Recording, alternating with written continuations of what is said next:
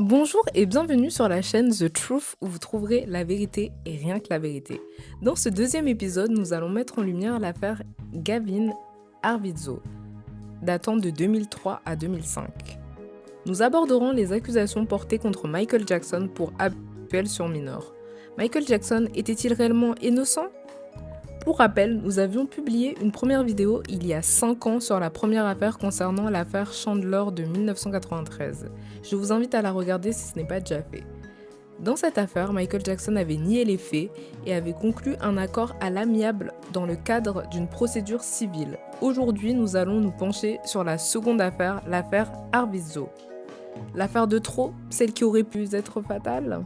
Un procès qualifié par certains de cirque médiatique où Michael Jackson est présenté comme coupable avant même le début des audiences. Ce procès a mobilisé un très grand nombre de témoins, dont plusieurs célébrités comme Chris Tucker ou Macaulay Culkin. Nous nous situons en février 2003. L'affaire commence avec la diffusion du célèbre documentaire Living with Michael Jackson de Martin Bashir sur la chaîne de télé américaine ABC. Le roi de la pop accepte de se faire suivre de nombreux mois par Martin Bashir qui donnera à voir un être sensible, solitaire, entièrement enfermé dans sa bulle et quasiment déconnecté du monde. Outre quelques maigres passages sur sa musique et son œuvre, le journaliste anglais s'attardera grossièrement sur la vie intime du chanteur jusqu'à lui faire avouer qu'il partage quelquefois sa chambre avec des jeunes garçons, en précisant qu'il n'y a rien de sexuel derrière cela, selon lui. Il n'en faudra pas plus pour que l'émission fasse scandale et que le déchaînement des médias et des autorités américaines débute. Le 14 février 2003, le jeune garçon, vu aux côtés de Michael Jackson dans l'émission télévisée, se nomme Gavin Arvizo. Il est alors âgé de 13 ans, après que l'un de ses professeurs ait secrètement contacté les autorités de Los Angeles. Ces dernières décident d'examiner la possibilité d'enquêter sur un éventuel cas de...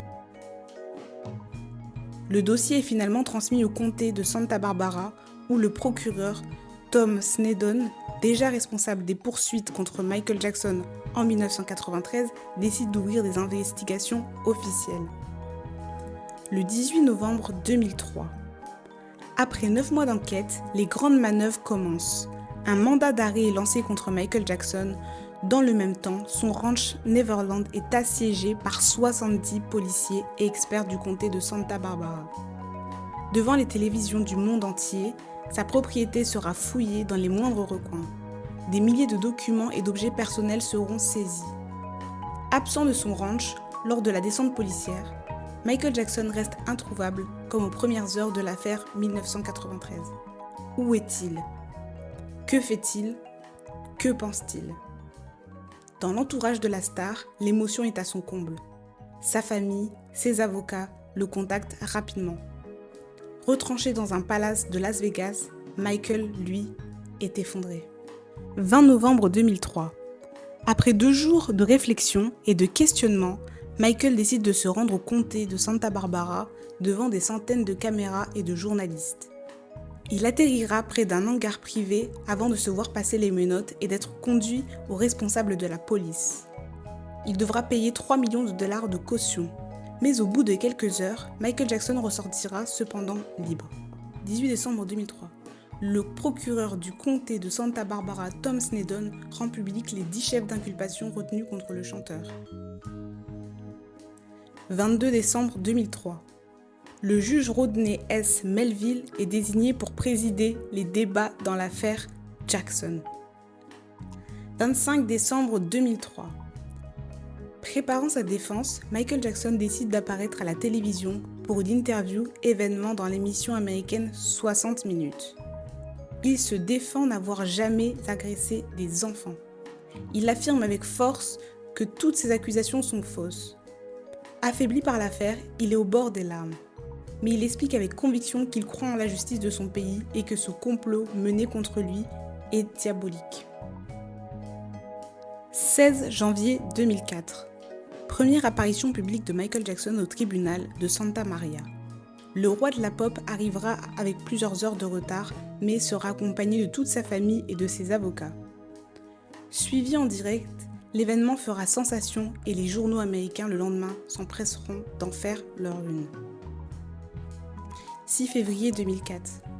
Devant l'effervescence générée par l'affaire, les médias demandent à pouvoir retransmettre en direct les débats de la salle d'audience, mais la requête sera rejetée.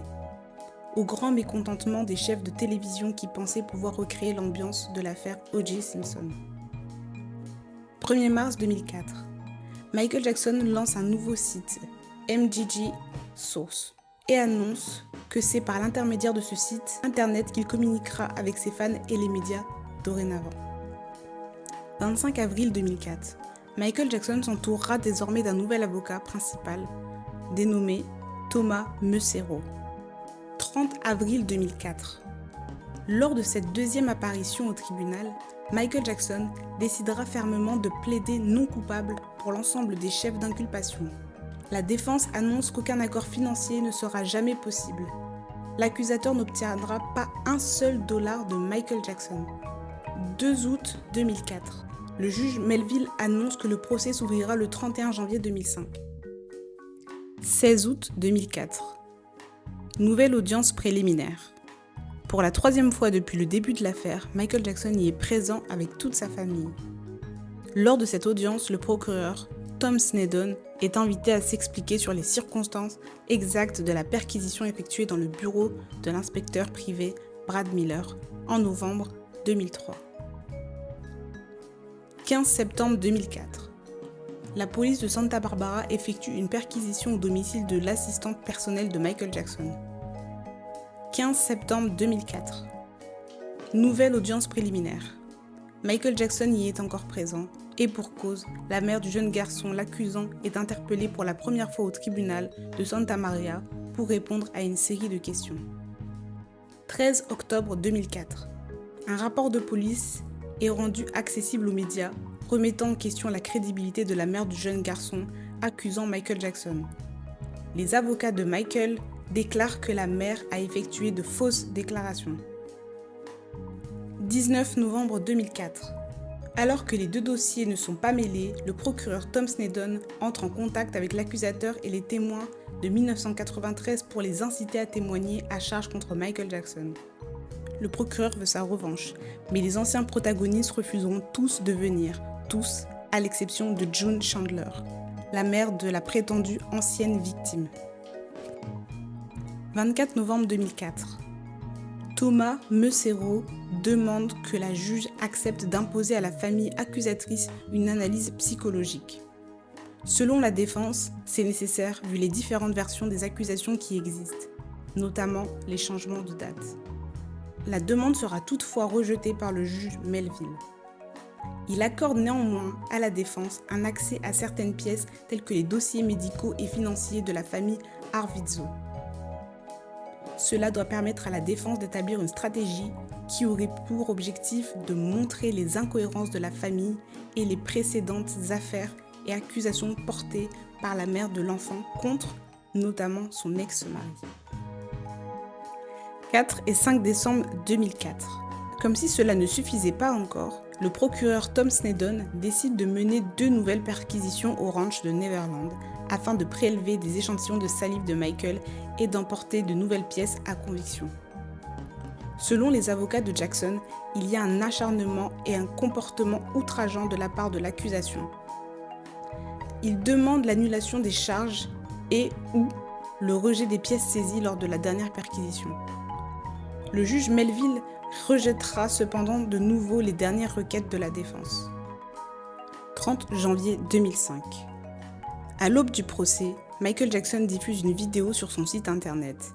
Il réitère qu'il a confiance en la justice de son pays et se déclare prêt à se battre jusqu'au bout pour prouver son innocence. 31 janvier 2005. Début du procès. Première audience consacrée à la phase de première sélection des jurés. Selon la loi, 12 jurés et 8 remplaçants doivent être choisis. 50% par l'accusation, 50% par la défense. Ce sont eux qui devront décider du sort de Michael Jackson. Au commencement, un panel de 300 jurés potentiels est convoqué. Les premiers jours du procès seront donc passés à les départager. 17 février 2005. Alors que la sélection des jurés poursuit son cours, Plusieurs éléments du dossier de l'accusation sont diffusés par la presse. Ils concernent une partie du témoignage de Gavin sur ses relations complexes avec Michael. La défense fait de nouveau part de son indignation, mais rien n'y fait.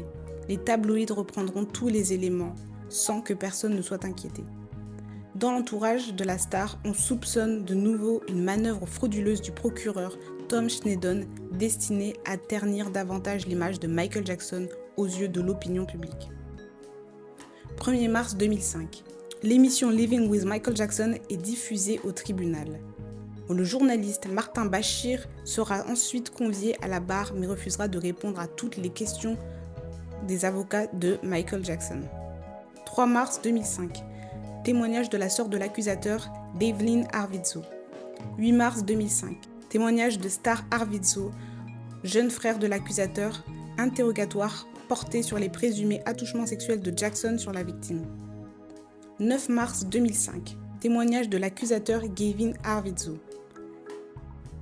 10 mars 2005. Cette journée où doit se poursuivre le témoignage de la présumée victime Gavin Arvizo, un fait médiatique viendra quelque peu mouvementer son déroulement. En effet, ce jour-là, Michael Jackson ne sera pas à l'heure au tribunal, car hospitalisé durant la nuit, parce qu'il est tellement affaibli par le procès et les propos de son accusateur. Le juge, Melville, n'est cependant pas d'accord avec cette hospitalisation. Il fait paraître un communiqué avertissant que si Michael Jackson ne se montre pas tout de suite au tribunal, il sera placé en détention provisoire. Finalement, Michael Jackson quitte l'hôpital. Une fois arrivé, c'est alors à Michael Jackson cadavérique que l'on voit sortir de sa voiture. Les traits tirés, les joues blafardes, il s'avancera vers l'entrée toujours vêtu d'un simple pyjama. L'événement fera la une des journaux dès le lendemain. Les proches du chanteur indiquent que cette hospitalisation inattendue était due à un douloureux mal de dos, mais en effet, les cachets de morphine et autres drogues prises par Michael Jackson sont encore bien visibles. Malgré cela, le témoignage de la présumée victime Gavin Arvizo poursuivra son cours durant toute la journée. 14 et 15 mars 2005. L'avocat de Michael Jackson, Thomas Mesereau, mène un contre-interrogatoire sur la présumée victime Gavin Arvizo. 17 mars 2005. Audition d'une ex-femme de ménage de Neverland qui affirme avoir vu des enfants ivres dans le ranch de Michael Jackson, mais affirme qu'elle n'a jamais vu Michael les saouler. 18 mars 2005. Le juge Melville annonce que le 28 mars se tiendra une étude pour savoir si l'ancienne affaire de 93 peut être rattachée à l'actuelle. 21 mars 2005. Audition du docteur Stan Katz qui explique qu'il est difficile pour les enfants abusés de se rappeler de tous les faits. 23 mars 2005. L'accusation montre le contenu des ordinateurs de Michael Jackson saisis lors de la perquisition de Neverland. On n'y découvrira toutefois aucun contenu mais seulement des photos hétéro. 24 mars 2005. Ces précédentes pièces à conviction n'ayant pas convaincu grand monde, l'accusation décide de montrer au tribunal des magazines érotiques retrouvés à Neverland. Elle affirme qu'elle aurait décelé dessus des empreintes de Michael et du jeune Gavin. L'avocat Thomas Mesereau interviendra toutefois rapidement, démontrant que les empreintes de Gavin ont été déposées par le jeune garçon lors des audiences préliminaires et nullement lorsqu'il était à Neverland. La preuve est par conséquent fausse et irrecevable. 25 mars 2005. Star Arvizo, le frère de l'accusateur, est interrogé par l'avocat de la défense. Il enchaînera les contradictions et les incohérences. Sur les bancs du tribunal, on commence alors sérieusement à se demander si la famille Arvizo ne raconte pas n'importe quoi. 29 mars 2005. Cynthia Bell, une hôtesse de l'air ayant accompagné plusieurs fois Michael Jackson et Gavin Arvizo lorsqu'ils étaient ensemble, témoigne contre l'accusateur. Elle affirme que ce dernier, donc Gavin Arvizo, était odieux et prétentieux et qu'il se prenait pour le roi du monde aux côtés de Michael, et qu'il lui arrivait de mentir pour faire son intéressant. 4 avril 2005. L'accusation fait témoigner le fils de Bianca Francia, ancienne agent d'entretien à Neverland. Jason Francia témoigne contre Michael Jackson, prétendant avoir été victime d'attouchements sexuels à 2 reprises par le chanteur. 5 avril 2005, contre-interrogatoire de Jason par l'avocat Meussereau. L'affaire Francia Jackson avait été à l'époque conclue par un arrangement financier. Le jeune homme reconnaît finalement avoir menti et ne jamais avoir été agressé. La nouvelle tentative du procureur tombe donc à l'eau. Dans les médias, le doute commence à s'installer de plus en plus. Le dossier du procureur Tom Schneddon s'effiloche de jour en jour et les pièces à conviction, tant attendues, ne sont pas à la hauteur. Sans parler des interrogatoires plutôt étranges de la famille Arvizo. 7 avril 2005. Malgré les derniers coups durs portés à son encontre, l'accusation poursuit les appels à la barre de ses témoins. Ralph Chacon, ancien agent de sécurité Orange, s'exprime. Il confirme que pour lui, les accusations de 93 étaient fondées. Adrien McManus, ex-employé à Neverland, lui succède en affirmant pour sa part des rapports malsains entre Jackson et le jeune acteur Macaulay Culkin, de Maman, j'ai raté l'avion. Outré par ces paroles, Culkin ne tarde pas à diffuser un démenti formel via la presse. Par la suite, l'avocat Thomas Meussereau parviendra à mettre en exergue la cause des licenciements de ces 2 témoins et de leur malhonnêteté. Les arguments feront mouche. Nouveau revers pour l'accusation. 11 avril 2005. Cette fois, l'accusation pense avoir sa revanche. C'est en effet aujourd'hui que June Chandler, la mère de la prétendue ancienne victime, doit venir témoigner. Lors de son audition, June Chandler affirme que depuis 1993, elle n'a plus jamais revu son fils, Jordi. Face aux questions du procureur Tom Schneddon, elle accepte néanmoins de revenir sur les faits de la précédente affaire. N'hésitez pas à aller revoir notre vidéo. Elle prétend qu'en mars 1993, Michael aurait lourdement insisté pour que son fils, Jordi Chandler, reste avec lui dans un palace de Las Vegas. Devant son refus, il se serait alors mis à crier et à pleurer. « Pourquoi vous ne me faites pas confiance ? Nous sommes une famille à présent. Pourquoi faites-vous cela ? Pourquoi ne laissez-vous pas Jordi avec moi ?» Devant l'insistance du chanteur, elle aurait alors accepté de laisser son fils. Le lendemain de cette soirée, elle affirme qu'elle aurait reçu un bijou en or de la part de Michael Jackson. Par la suite, elle dit qu'elle laissera dormir son fils de nombreuses fois à Neverland. Durant le contre-interrogatoire, l'avocat de la défense, Thomas Meussereau, insiste sur le fait que cela ne prouve pas qu'il ait eu de la maltraitance de la part de Michael Jackson. Il revient également sur le fait qu'à l'époque, une forte somme d'argent avait été demandée au roi de la pop pour que les poursuites s'arrêtent. À l'époque, indique Thomas Meussereau, vous avez prévenu vos avocats et associés de ce soi-disant attouchement avant de prévenir les autorités. Trouvez-vous cela normal ? Lorsque les poursuites ont finalement débuté, votre avocat a ensuite menacé Michael Jackson à plusieurs reprises de ruiner sa carrière s'il ne payait pas. N'est-ce pas correct ? Je vous le redis, si vous n'êtes pas au courant de cette affaire, il faut courir et regarder notre première vidéo sur l'affaire de 93. 13 avril, 19 avril 2005. C'est à présent au tour de Janet Arvizo, la mère de l'accusateur, de témoigner. Témoignage violent et polémique des relations qu'elle a nouées, elle et ses enfants, avec Michael Jackson. Allusion également à la corruption des assistants de la star.